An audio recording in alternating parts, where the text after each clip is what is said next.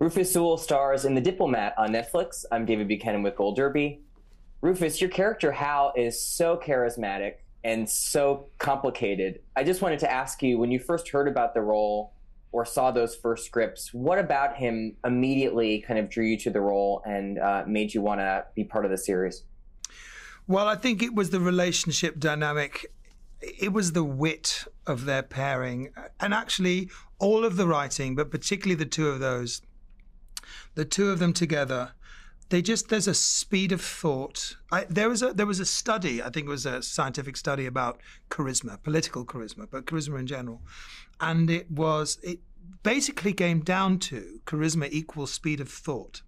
Now, whether that is true or not, but it was a very interesting conclusion they came to. And both of these characters, and a lot of the characters in this, share that speed of thought, that almost kind of like Terminator 2 level of walking into a room and scan potential problems, things to work around, weaknesses, strengths, etc., all in the first millisecond, so that calm, kind of even keel is maintained, that ease. And I think he has this, and she has equal speed of thought, but it's a slightly more frenetic kind of, But it was very much the wit of it, and it wasn't. There's a kind of slightly stylized relationship wit that you can get in TV shows that grates with me after a while, in the same way that kind of chemistry acting grates, because it always seems to take a similar form. There's certain things that executives now recognize as indicators of chemistry that they will put in, and it's bullshit,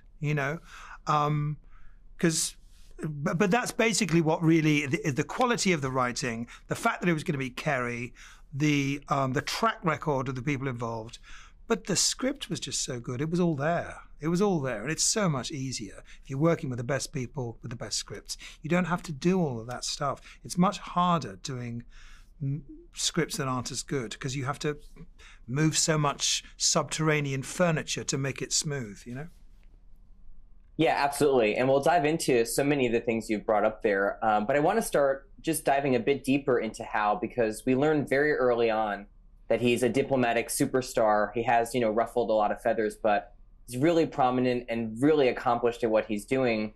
And the series itself is so complex in how it grapples with international relations and diplomacy. What kind of prep work did you have to do to feel comfortable kind of immersing yourself into that world, and especially the kind of language of, international relations? Well, I read a lot of books. I listened to a lot of audiobooks, which is also quite useful, because sometimes just actually, and I saw a lot of documentaries, but actually hearing people talk, hearing people's use of names and to get used to the sound of the language, because it wasn't so much, it's like playing an instrument or doing a language as a character is very tricky, because it needs not to be work. It needs to be so second nature that it's so, in order to do something just for a couple of seconds and it seemed real, the amount of work you need to do needs to be to the extent that it can be thrown away like an expert can, which makes for, you need to put the time in for that. So I did a lot of reading. I do a lot of research in case it's useful. You can read a whole book, and if it gives you an understanding of one word, then that's enough, because one word is enough to put me off. If I'm watching something landing the wrong way takes me out, and I never quite forget it, be it an accent or a stress or something that shows someone doesn't know what they're talking about, the rhythm being wrong on a line of dialect. It doesn't take much. So you need to do all of that work so that any word you use or name or place or event that you reference, however fleetingly, has all of that weight of knowledge that doesn't need to be held up. It's just there, So I did a lot of that, but I also always try to hold on to the initial flashes of instinct that I get when I read, because that's actually the most important thing. Because it's not my knowledge of the world of politics or diplomacy that will bring any life to this, as same with Kerry. it is the things that it reminded me about school or the playground or, being in Italy that day or whatever, things that have nothing to do with it, that resonate with you with the truth of it. That's what we're here for, because it's not the uniform but the human that is interesting. It's what makes this interesting to a viewer, if it is not the politics, it's seeing themselves in the politics. This relationship, people are saying it's an unusual relationship. It's not. It's unusual for a genre TV series. But anyone who has a relationship will recognize some of it. Some more than others. But, So it's a mixture of research and the sanctity of the most crazy, only half-captured instincts, which are the most important things. Yeah, let's talk about those instincts and the personal that you're really pulling out there, because I think the relationship between Hal and Kate and your on-screen kind of partnership with Carrie is so rich and so compelling and convincing. You can really get the sense of why these two, were drawn to each other. There's something really magnetic there. Just talk about working with Carrie on exploring, where that relationship begins at the beginning of the series and, how it kind of evolves over the course of 8 episodes, because it does evolve quite a bit. Yeah, well, their history.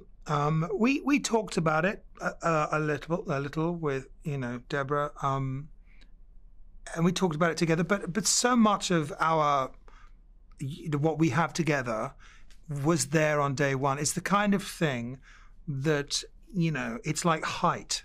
It's if your eyes are on the same level. You shouldn't be commended for being the same height as someone. But if you're not, then you might need to do some work. If it's there, then it just makes life so much easier. And for the first moment, I was already committed to it. I know she's a great actor. I know, I've seen her work. We'll make it work. I have a feeling from watching her that we'll work well together. I met her in the makeup room and I thought, oh, it'll be fine. And that's about as much as I worried about that. It's just instantly, I said something, she laughed before I even got to the joke. She understood me, I understood her. Talking was easy, it was going to be fine. And it turned out to be true that actually working together, when you're trying to represent a relationship, it's not so much about helping, it's about not worrying about the other person. Do you know what I mean? Helping is what shows up as false, because that's what people don't do. Yeah. People in relationships don't help each other through a situation. They don't. They take it's a kind of comfortable taking for granted in certain ways, but their situation's very interesting because he was the number one in there. He was the main guy. She was working for him. They had a relationship. There was an age difference. If they were very hush-hush for a while, then they got married. They've been together for a long time. Now she is going for the number one spot, and he is now trying to do for her what she did for him. And it's not a natural fit for either of them, with the best will in the world. Like, we've had a few interviews where people have talked about it being competitive, and I don't think that's quite accurate, though I understand where that gets picked up. It's not so much competitiveness as it just kind of not being a great fit for the roles that they have. Because he really, really is a great believer in her. She's a great believer in him. He believes that she's the fucking, the bee's knees. He's just not very good at not stepping on bees. It's like, he can't help. What he does naturally sometimes gets in the way. And they are in this process of being at the end of a relationship, or maybe not. They still love each other. They still are attracted to each other and get the same jokes at the same time. They're still ahead of the game in the same way. They could be at odds, but if a new idiot walks in the room, they're together like that. And they're negotiating that. And different events can take them apart or push them together. Their eyes are open to other people. But they really do have something going. So it's a very interesting time for them to be kind of tied together. And she's coming up. We don't know whether he's going down, but it's a very interesting dynamic. And who knows where it'll go from here, or if it'll go from here. Yeah, I agree entirely with what you're saying about where they are in their stage of their careers, and the roles that they're playing toward each other. And I think what's so striking about where you bring Hal, especially in the later half of the episodes, is he really does seem to try to embrace the kind of backseat driver, background singer, I think is what he and Kate call his new role, and really embrace that kind of docility. How do you kind of find that when you're kind of plotting your performance over the 8 episodes and reading where the character is going, to make that so convincing? Because I think it's a surprising kind of move for Kate to see him do that, and maybe for the audience. So how do you make that as compelling as it comes across? Well, it might not be as hard work as it seems from the outside, because, you know, I understand why he's doing that. And the same reason he's doing that is the same reason he was doing what he was doing before. It's not a change of super objective for him. He's just trying to facilitate, and he's trying, you know, and he's learning that in this role, he is not naturally the right shape for this. He is more, you know, built naturally for the other stuff, which is not necessarily helpful here. He's not helping. But he hasn't changed his super objective. He still thinks she's fantastic for the job. He still wants this plan to work out. He wants to facilitate that in any way he can. And he doesn't have any problem with self-belief. He's not a challenged little ego. He is not, you know, he's quite robust in that sense. He's not worried about people thinking this or that about him. So it's not that difficult for him. He's robust enough, you know, and I think he genuinely loves her and he wants to help, and he can't help but screw up sometimes, you know. Yeah, I think that really comes across. I mean, he also wants to be thanked for it, I think. It's like the guy who washed the dishes, you know. Yeah, no question. That comes across too. I want to ask you about the humor of this series and the tone, because obviously we're grappling with really heavy, you know, international crises, kind of the overarching story. But there's great moments of levity and humor and physical comedy that you get to do. There's a great scene in the 3rd episode, for example, with you and Carrie that's just so fun and delightful to watch. Just talk about how fun it is for you to kind of bring that levity and kind of have that pop at certain moments, and kind of feeling out, you know, when to lean into that, and where. Well, that was what brought me in, really. I mean, from the past, I always consider, my favorite roles have always been comedic, and, you know, the ironic thing for me is that it ended up being kind of, people would meet me and say, you know, is it hard being that intense? I'm the least intense person in that regard, that I'm actually more kind of clownish in my actual persona, and that the theatre work I'd done in the past, a lot of it was comedic, and it's the kind of thing that I very much enjoy and always thought when I was younger that was my strength. I don't think actors are necessarily good at knowing what their strengths are, but it's something that I've always enjoyed doing. So when I read this, the fact that it was funny but not try hard. I mean, often when I've said in the past in interviews I'd like to do something funny, I get sent bad comedies. And I want to say, no, I didn't mean something shit. So this was this was really, really smart. And the level of the humor was always perfectly matched to the requirements of the scene. You know, sometimes there's a scene is sacrificed to a joke. It steps out of truthfulness to land a punchline. I'm not into that. I just, you know, you didn't have to. People never made big jokes that they didn't know were jokes, you know? So you never had to drop any of you didn't have to dumb down for it. You didn't have to stylize. So it was just a perfect thing for me. You know, I jumped at it. And for me, it's all, I mean, any job I go through, whether the jokes, whether the moments of humor are picked up on by the audience, I'm always thinking that way. You know, I always try to find my own way through a scene in terms of humor, even if it's just in terms of the character's perception of the moment he's in. So this is just the same. I'm just always that's just the way I think of everything. And I can't speak to Kerry's process, but she seems like a similar kind of creature. We're always on the verge of a joke, you know?